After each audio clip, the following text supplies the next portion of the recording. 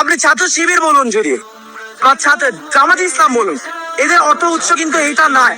এদের অর্থ উৎসটা কোথায় আমি আপনাকে বলি। ক্লাস 9-এর একটি ছাত্র, আমার নামটা ঠিক মনে নেই, আমাদের গ্রামে বরিশালের একজন ভাই, সে ক্লাস 9-এ থাকতে তার বাবা মা মারা যায়, তার পড়াশোনা সে ছেড়ে দিতে ভেবেছে।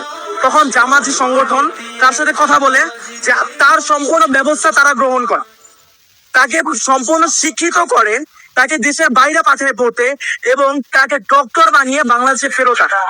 আমার প্রশ্ন, একজন বিবেকবান মানুষ জীবনেও কি তাকে যেই দলটা, যে সংগঠনটা এত উচ্চ একটা পর্যায়ে নিয়ে গিয়েছে, তাকে জাতীয় রাষ্ট্রের সম্পদ বানিয়েছে, তাকে কি তার কাছে কি কোনো সাহায্য চাওয়া লাগবে দলটা থেকে?